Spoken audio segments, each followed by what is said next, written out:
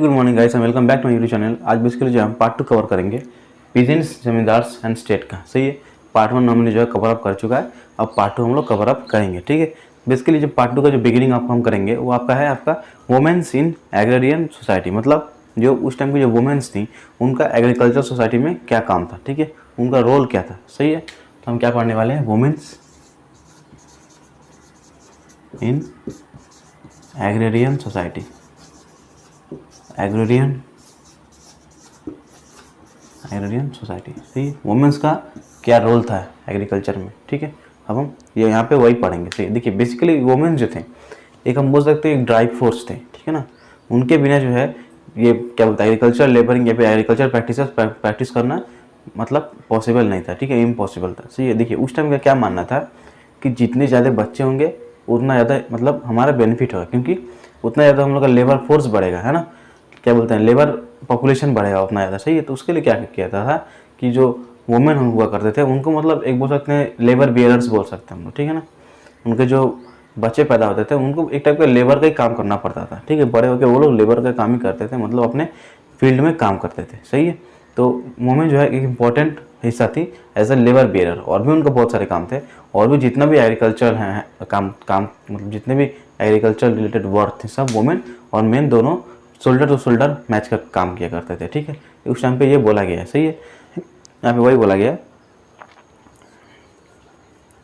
Artisans task जो spinning yarn, उनका क्या क्या काम था, spinning yarn, shifting and kneading clay for pottery and embroidery were among the many aspects of production dependent on female labour. ठीक है, ये कुछ इस मतलब से स्पेशलाइज टास्क जो है ये वुमेन के लिए मतलब रखा गया था। ठीक है ना, इसमें जो वुमेन स्पेशलाइज थे या फिर ये सारे स्पेशलाइज टास्क जो है वुमेन के लिए रखा गया था, यहाँ पे वही बोला गया। सही है,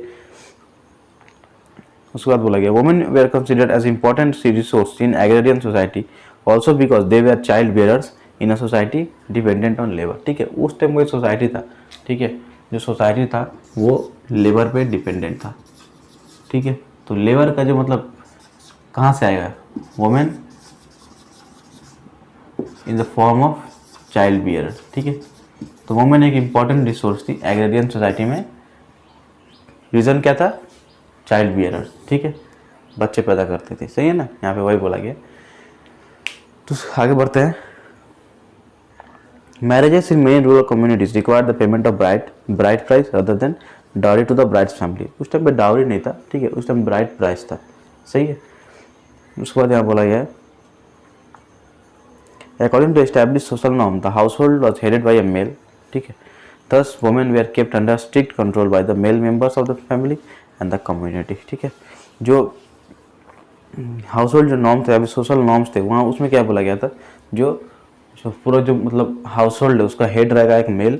ठीक है, वो जो है पूरा मतलब डोमिनेट करेगा मतलब उस हाउस होल्ड को। ठीक है, उस टाइम पे यही माना जाता था। सही है, लेकिन इंस्टेंसेस दिखा गया है जहाँ पे जो है बहुत सारे जो फीमेल है वो या फिर वुमेन है वो अपने घर से बाहर निकली है, पंचायत में पिटिशंस फाइल की हैं। ठीक है, मतलब बोल सकते हैं केस फाइल किए हैं against the infidelity of their husbands. ठीक है, लेकिन फिर भी उस टाइम पंचायत भी जो है वो भी था मेल डोमिनेटेड था। ठीक है, उस टाइम का मतलब हर एक सेक्टर जो था मेल डोमिनेटेड था, तो कोई कुछ सुनवाई नहीं हो पाता था। ठीक है, उस टाइम क्या करते थे, अगर कोई केस आता था या फिर कोई पिटिशन फाइल होता था तो जो मेंबर्स थे पंचायत को वो मतलब वो जो पर्टिकुलर पर्सन उसको जो है रिकॉर्ड से एक्सक्लूड कर देते थे। ठीक है, उस टाइम पे ये किया जाता था। यहाँ पे वही बोला गया amongst the landed gentry women had the right to inherit property। women zamindars were known in 18th century Bengal। 18th century में जो वुमेन जमींदार्स के बारे में जो हमें पता चला था। ठीक है, देखिए document from western India, Rajasthan, Gujarat and Maharashtra record petition send by women to the village panchayat. ठीक है, जो मैंने आपको बोला कहाँ से, राजस्थान, गुजरात एंड महाराष्ट्र। ठीक है, एक कुछ जगह का नाम मेंशन करते हैं, राजस्थान, गुजरात और महाराष्ट्र। ठीक है, ये तीन जगह से जो है पिटिशंस फाइल किए गए थे by women against the infidelity of their husbands, यहाँ पे वो मेंशन किया गया। ठीक है, seeking redress and justice। While male infidelity was not always punished, the state and superior caste groups did intervene when it came to ensuring that the family was adequately provided for. In most cases when women petition, देखिए यहाँ पे ये वाला important है, in most cases when women petition to the panchayat their names were excluded from the record. ठीक है, जब women petition करती थी या फिर प्रोटेस्ट करती थी अपने हस्बैंड्स के इनफिडिलिटी के अगेंस्ट में, तो पंचायत क्या करता था, उस वुमेन का, उस पर्टिकुलर वुमेन का रिकॉर्ड जो है मतलब हटा देता था। ठीक है, यहाँ पे वो मेंशन किया गया है। तो petitioner was referred to as the mother, sister और wife of the male head of the household. ठीक है, मतलब वो मदर माँ होती थी या बहन या फिर बीवी होती थी। ठीक है, जो पिटिशनर थी वही बोला गया। In fact, one of the biggest and most famous of the 18th century जमींदारीज that of राजशाही had a woman at the end। मतलब बोला गया है कि जो वुमेन थे उस टाइम के, उनको जो है मतलब राइट था। ठीक है ना, लैंड ओनरशिप का राइट उनके पास था। ठीक है, और वो लैंड ओन भी करते थे और अपने हिसाब से उसको सेल भी करते थे। ठीक है, मतलब वुमेन जमींदारी हम बोल सकते हैं, उस टाइम प्रिवेल करता था।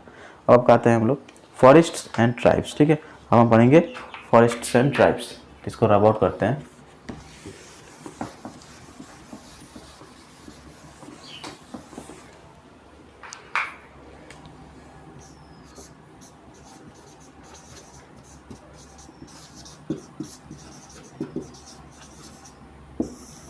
फॉरेस्ट्स एंड ट्राइब्स, सही है। बेसिकली ये उस टाइम पे जो है हमारे इंडिया में जो एग्रीकल्चर लैंड तो था ही।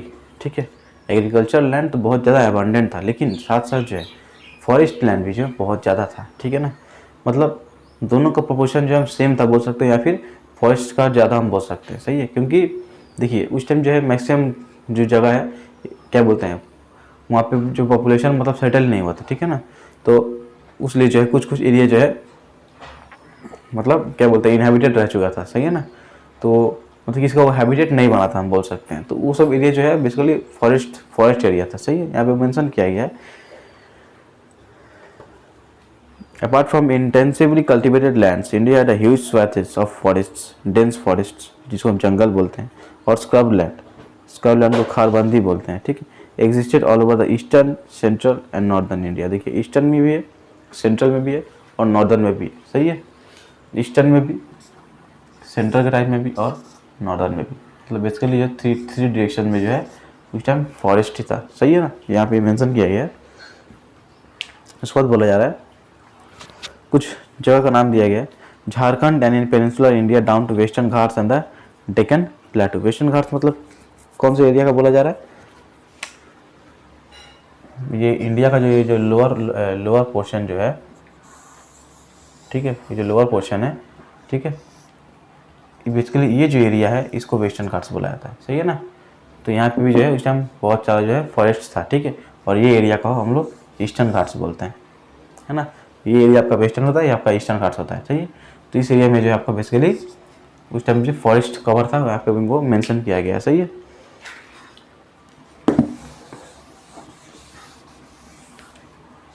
आगे बढ़ते हैं।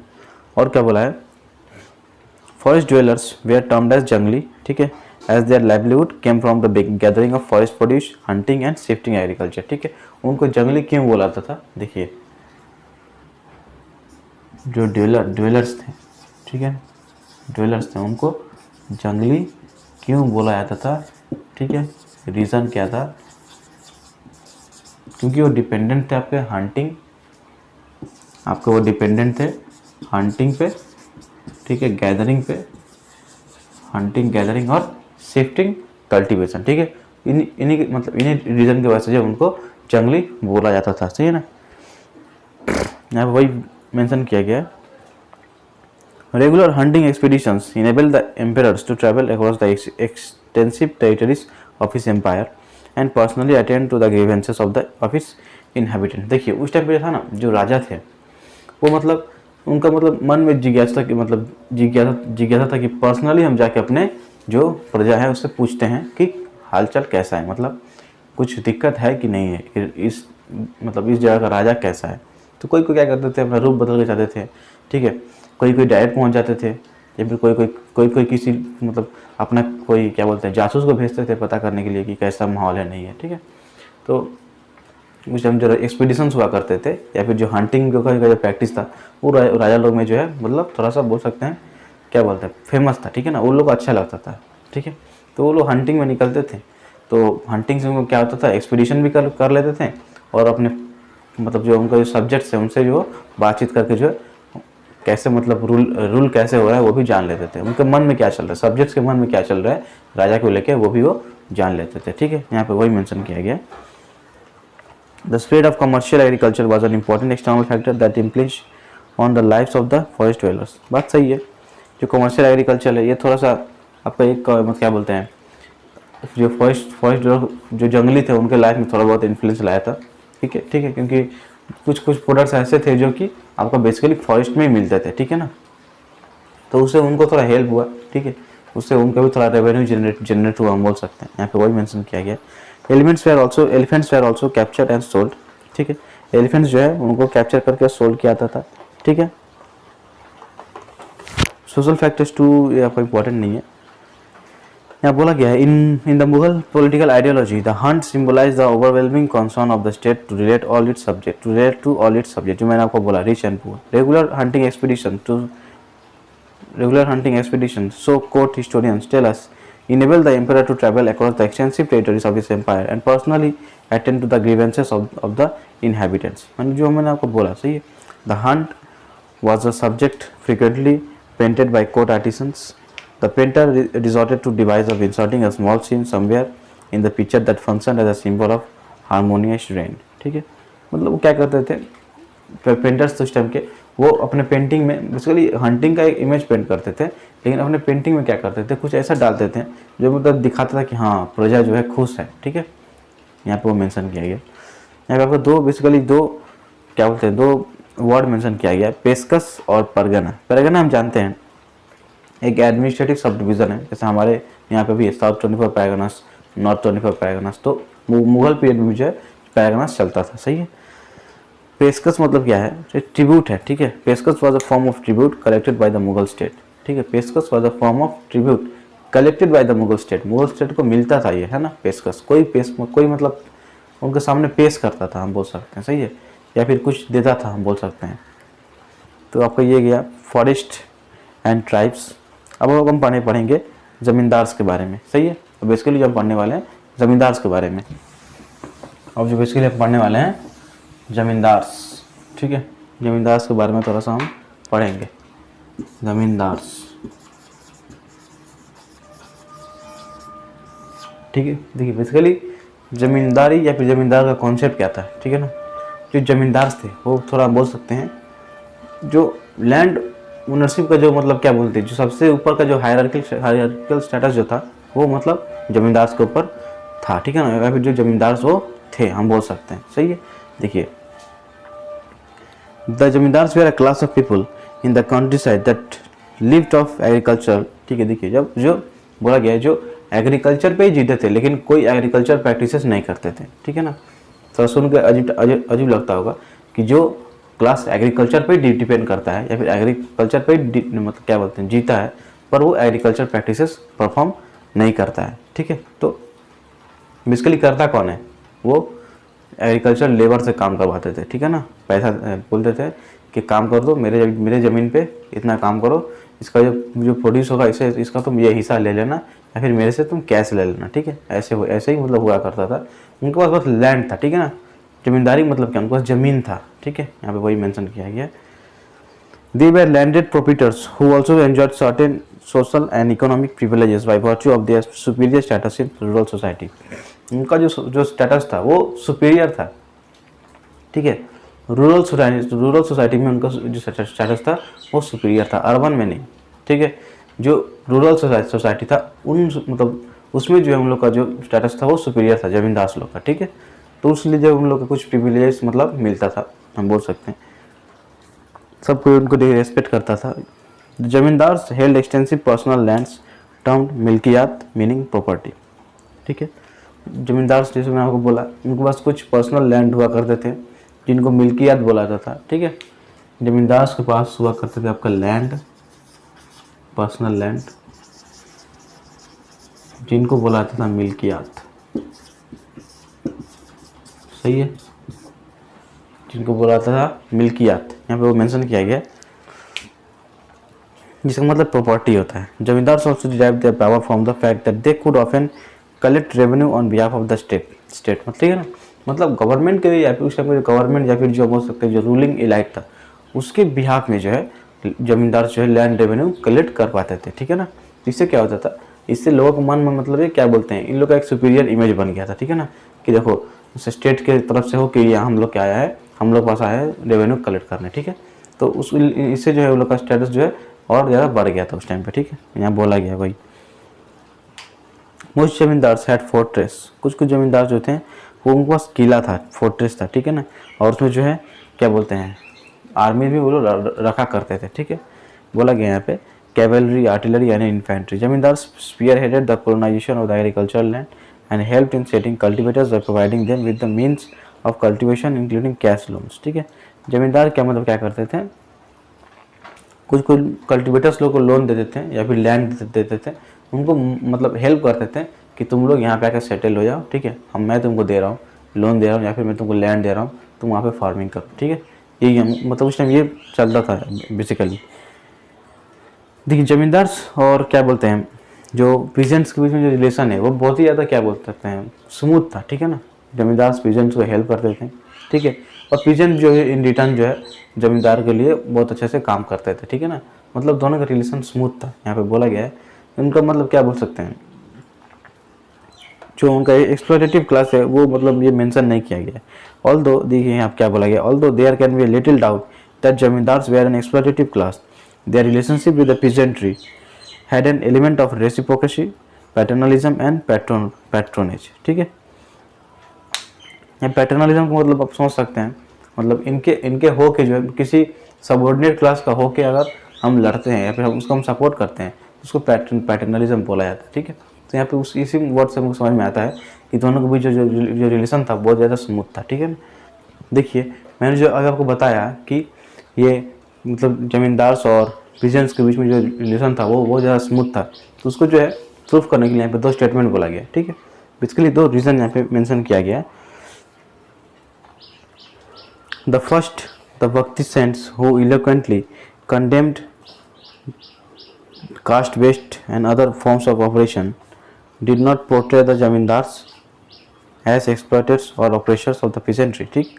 जो सेंट्स थे, ठीक है ना, जब जो भक्ति या फिर जो भक्ति सेंट्स थे वो मतलब क्या बोलते हैं, जो वो लोग क्या करते थे, जो ऑपरेशंस था, फॉर्म्स ऑफ ऑपरेशन था उसको जो है पॉइंट आउट करते थे, ठीक है। उन्होंने जब पॉइंट आउट किया था तो जमींदारी को पॉइंट आउट मतलब उनके लिस्ट में जमींदारी नहीं था, ठीक है ना, कि जमींदार जो है पीजेंट्री को या फिर पीजेंट्स लोग को क्या बोलते हैं अप्रेस करते हैं, ऐसा कुछ नहीं था उनके पॉइंट में, ठीक है। तो वहाँ से एक टाइप का एविडेंस मिलता है हम लोग को, ठीक है। और दूसरा क्या था,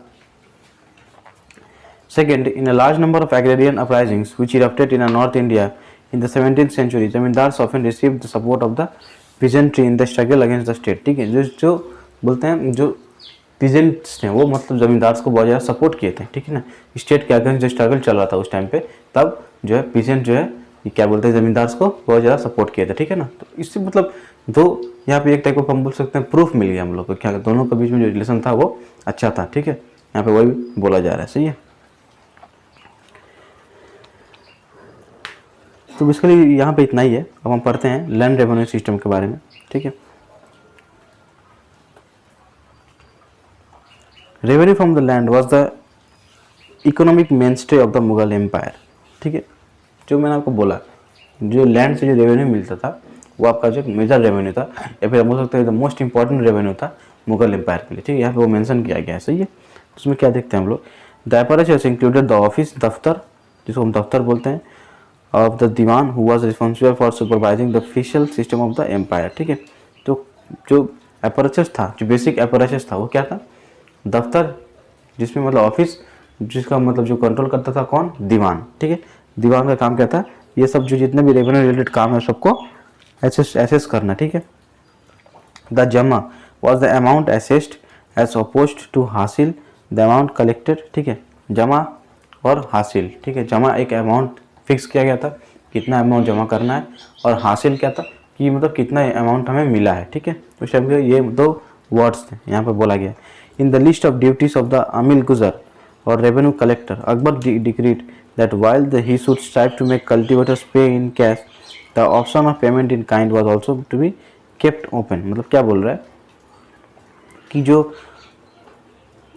क्या बोलते हैं आप, किसका नाम बोला गया, अमिल गुजार और रेवेन्यू कलेक्टर, जो उस टाइम का रेवेन्यू कलेक्टर था, ठीक है, उसको जो है, जो हमारे अकबर थे, वो बोले थे कि तुम्हारा कोशिश यही रहेगा कि तुम जो रेवेन्यू कलेक्ट करते हो बेसिकली कैश में कलेक्ट करो, लेकिन अगर कोई काइंड में देना चाहता है तो तुम मना नहीं करोगे, तुम उसके लिए वो ऑप्शन ओपन रहेगा, ठीक है। मतलब तुम्हारा you will strive to collect in cash, but if options are not available then you can take in kind, यहाँ पे वही बोला गया, सही है। Both cultivated and cultivable lands were measured in each province, the and completed the aggregates of such lands during Akbar's rule, ठीक है। मतलब बोला गया था जितना भी कल्टिवेटेड या फिर कल्टिवेबल लैंड है सब रिकॉर्ड में रखा जाता था, ठीक है, उसी के हिसाब से जो है लैंड रेवेन्यू पे करना पड़ता था लोगों को, सही है, यहाँ पे वही बोला गया। अब पढ़ते हैं हम लोग classifications of land under Akbar, ठीक है। अकबर के अंदर जो क्लासिफिकेशन ऑफ लैंड था वो कैसा था, सही है ना, यहाँ पे वही बोला गया। देखिए बेसिकली जो लैंड्स थे वो मतलब बेसिकली 4 कैटेगरी में क्लासिफाई किए गए थे, ठीक है। आपका पहला था पोलाज, फिर आपका था परौती, छाछर और बंजर, सही है। यहाँ पे मेंशन कर देता हूँ, लैंड के बारे में पढ़ रहे हैं। पहला आपका था पोलाज, दूसरा आपका था परौती, ठीक है, तीसरा आपका था छाछर और आपका चौथा था बंजर, ठीक है। इनका अलग अलग मीनिंग हुआ करता था, ठीक है।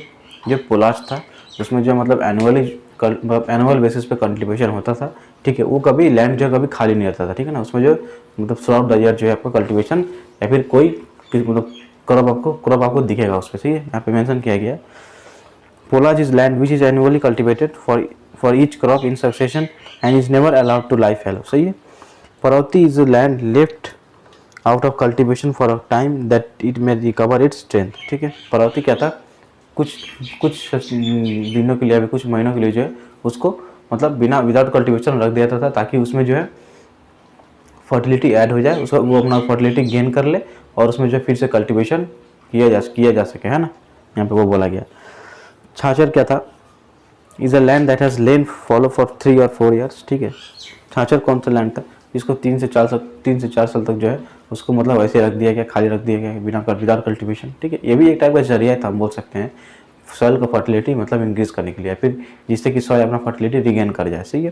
उसको आपको बंजर जो लैंड था, बंजर is a land uncultivated for 5 years and more, ठीक है। बंजर लैंड उसी लैंड को बोला था जो कि लेफ्ट अनकल्टिवेटेड फॉर 5 years और मोर, ठीक है, मोर देन 5 years को बंजर बोलते हैं, छाछर 4 to 5 years, ठीक है, यहाँ मेंशन किया गया।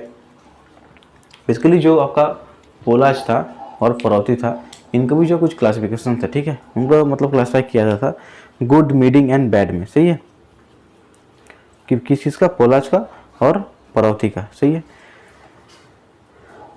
तो यहाँ बोला गया they add together the produce of each sort and the third of this represents the medium produce, 1/3 part of which is exacted as the royal dues, ठीक है। इन जो टोटल प्रोड्यूस होता था 3 हिस्से का 1 हिस्सा जो है रॉयल ड्यूज के पास जाता था, ठीक है, यहाँ पे मेंशन किया गया। द फ्लो ऑफ सिल्वर, अब हम पढ़ेंगे द फ्लो ऑफ सिल्वर, ठीक है। मतलब बेसिकली जो है मुगल एम्पायर के बारे में यहाँ पे थोड़ा बहुत बोला गया है और उनका जो सिल्वर कॉइन था उसके बारे में थोड़ा बोला गया है, ठीक है। तो जानते हैं the Mughal empire consolidated powers and resources from the empires of Ming, Safavid and Ottoman, ठीक है, during the 16th and 17th century. कौन सा, Ming, Safavid and Ottoman, Ming, Safavid और ओटोमान, ठीक है। यहाँ पे हम लिख सकते हैं मुगल एम्पायर, सही है। कहाँ से आपका the Mughal empire consolidated powers and resources from the empires of Ming मतलब चाइना, सफाविद मतलब ईरान और ओटोमान मतलब टर्की, ठीक है। चाइना, ईरान और यहाँ पे टर्की, यहाँ 3 एरिया से जो है वो अपना क्या बोल सकते हैं हम लोग पावर्स और रिसोर्सेज कंसोलिडेट करते थे, मुगल एम्पायर्स या मुगल एम्पायर्स हम बोल सकते हैं, ठीक है। Voyages of discovery and the opening up of the new world resulted in a massive expansion of Asia's trade with Europe। उस टाइम क्या हुआ, जैसे जैसे जो है कम्युनिकेशन बढ़ा वैसे क्या हुआ, एशिया का यूरोप से जो ट्रेड है वो ड्रामेटिकली इंक्रीज कर गया, ठीक है। यहाँ पे वो मेंशन किया गया। An expanding trade brought in huge amounts of silver bullion into Asia to pay for goods procured from India, and a large part of that bullion gravitated towards India। मतलब देखिए क्या हो रहा है, जब ट्रेड एक्सपैंड किया तो huge amount of silver bullion into Asia to pay for goods procured from India. And मतलब एशिया में धीरे धीरे क्या हुआ, सिल्वर घुसने लगा, ठीक है ना, क्योंकि जो यूरोपियन कंट्रीज तो क्या करते थे, इंडिया को सिल्वर में पे करते थे, ठीक है ना। इंडियन गुड्स का जो वैल्यू था वो आपको सिल्वर में पे करते थे। तो इससे क्या हुआ, सिल्वर जो या फिर कॉइन थे या फिर जो भी मीडियम था वो हमारे इंडिया में धीरे धीरे क्या हुआ, घुसते घुसते चला गया, ठीक है। यहाँ पे वही मेंशन किया गया है।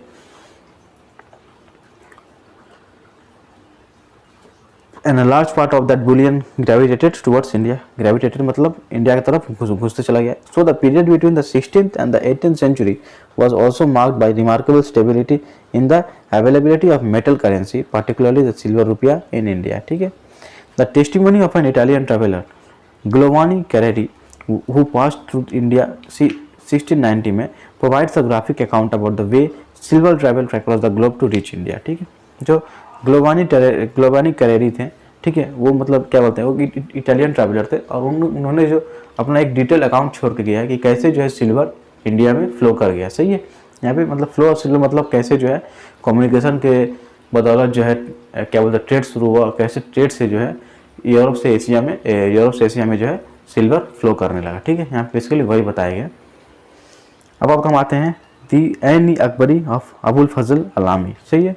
अब एन ई अकबरी के बारे में थोड़ा सा बोला गया, जो बुक था एन ई अकबरी, ठीक है, उसके बारे में थोड़ा सा यहाँ पे मेंशन किया गया है। कौन लिखा था, अबुल फजल अलामी, सही है। थोड़ा जानते हैं। Apart from the intensively cultivated, नहीं ये नहीं है, sorry. Ain i Akbari is a complication of, sorry not complication, Anne Akbari is a compilation of imperial regulations and a gazetteer of the empire, ठीक है। It is the part of Akbarnama and was completed in 1598 after having gone through 5 revisions, ठीक है। तो ये आपका important है। कब complete हुआ था, 1598 में। कब हुआ था आपका, 1598 में। एन ई अकबरी रिटन बाई अबुल फजल, ठीक है, कंप्लीट हुआ था 1598 में आफ्टर 5 रिवीजन, ठीक है। 5 रिवीजन करने के बाद जो है ये आपका कंप्लीट हुआ था, ठीक है ना। क्या बोलते हैं, Ain i Akbari. Ain i Akbari gives detailed accounts of organisation of the court, administration and army, the sources of the revenue and the physical layout of the provinces of Akbar's empire and the literacy, culture and religious traditions of the people. मतलब जितना कुछ भी एक empire में होता है, ठीक है, एडमिनिस्ट्रेटिव से लेके कल्चरल ट्रेडिशन से लेके सब कुछ, ठीक है। लैंग्वेज, रेवेन्यू कहाँ से फ्लो करता है, रेवेन्यू कहाँ से आ रहा है, ठीक है, जितना भी है, मतलब मेथड ऑफ एडमिनिस्ट्रेशन या फिर बोल सकते हैं जो cultural traditions, army, chiefs, military, जितना कुछ भी है सब जो है एन ई अकबरी में मेंशन किया गया था बाय अबुल फजल, सही है। The Ain i Akbari is made up of 5 books, ठीक है, दफ्तर्स, of which the first 3 books describe the administration। देखिए 5 बुक है, 5 बुक में से पहला 3 बुक जो है बस एडमिनिस्ट्रेशन को लेकर डील करता है, ठीक है। एन ई अकबरी क्या है, 5 बुक्स जिनमें से 3 आपका एडमिनिस्ट्रेशन को लेकर डील करता है। तो आप समझ सकते हैं कि उस टाइप का एडमिनिस्ट्रेशन कितना ज़्यादा कॉम्प्लेक्स था या फिर कितना ज़्यादा बोल सकते हैं मल्टी लेयर था, ठीक है ना, हम इससे समझ सकते हैं। The third book Mulk Abadi is the one which deals with the fiscal side of the empire and provides information on revenue rates followed by the account of 12 province, ठीक है। बेसिकली हम बोल सकते हैं रेवेन्यू, जो third book था, third book deals with revenue, ठीक है, हम बोल सकते हैं थर्ड बुक जो है रेवेन्यू को लेकर डील करता था, सही है। The N remains an extraordinary document of its time by providing fascinating glimpses into the structure and organization of the Mughal Empire and by giving us quantitative information about its products and people। देखिए यहाँ पे क्या बोला गया है, जो N था या फिर जो बुक का एन मतलब जो बुक का बात भी बोला जा रहा है, वो मतलब एक एक्स्ट्रा ऑर्डिनरी डॉक्यूमेंट था, ठीक है। उस अपने टाइम का जो है एक टाइप का एक्स्ट्रा ऑर्डिनरी डॉक्यूमेंट था, ठीक है ना, जिसमें जो है एडमिनिस्ट्रेटिव, कल्चर, ट्रेडिशंस, फिर जो बहुत सोशल नॉर्म्स, सोसाइटी, फिर जो रेवेन्यू के बारे में, सब कुछ के बारे में जो डिटेल डिस्क्रिप्शन दिया गया था, जो मतलब लोग पढ़ के जो बहुत कुछ उसमें से सीख पाएंगे, ठीक है ना, उस टाइप का एक डॉक्यूमेंट था, बोल सकते हैं हम लोग। क्वांटिटेटिव इन्फॉर्मेशन भी मिलता था और मतलब बोल सकते हैं क्वालिटेटिव इन्फॉर्मेशन भी मिलता था, ठीक है। कुछ क्वांटिटेटिव भी था और कुछ आपका क्वालिटेटिव भी था। क्वांटिटेटिव में क्या हो सकता है, कैसे लैंड को मेजर किया जा रहा है, मतलब रेवेन्यू कैसे मेजर करके जो पे किया जाता था, ठीक है, ये आपका होगा क्या, क्वांटिटेटिव। और क्वालिटेटिव क्या, कौन सा हो गया, क्वालिटेटिव मतलब सोसाइटी कैसा था आपका, ठीक है ना, किंग कैसे थे, किंग का एडमिनिस्ट्रेशन कैसा था, ये आपका हो गया क्वालिटेटिव, सही है। तो बेसिकली इस चैप्टर में इतना ही है। आज का क्लास हम ये खत्म करते हैं, ये चैप्टर हमारा आज खत्म होता है। चैनल को सब्सक्राइब कीजिएगा, बेल आइकन को प्रेस कीजिएगा, वीडियो को लाइक एंड शेयर जरूर कीजिएगा, ठीक है। चैनल पर विजिट कीजिए, वीडियो अच्छे लगे तो लाइक कीजिए, डिसलाइक कर दीजिए, कोई दिक्कत नहीं है, ठीक है, लेकिन विजिट कीजिए, कुछ सीख के जाइए, ठीक है। अगर आप 1% भी सीखते हैं तो मेरे लिए वो बहुत बड़ा बात है, ठीक है ना। आप कुछ सीख के जाइए, मैं बस इतना ही चाहता हूँ, सही है। याद नहीं करना है आप लोग को, ठीक है, याद तो मैं भी नहीं करता हूँ, आपको याद नहीं करना है, बस थोड़ा समझिए, चीज़ों को समझिएगा तो चीज़ जो है आसान होते जाएगा धीरे धीरे, सही है ना। तो आज के लिए इतना ही है, आज क्लास हम खत्म करते हैं, मिलते हैं अगले दिन विद अ न्यू चैप्टर।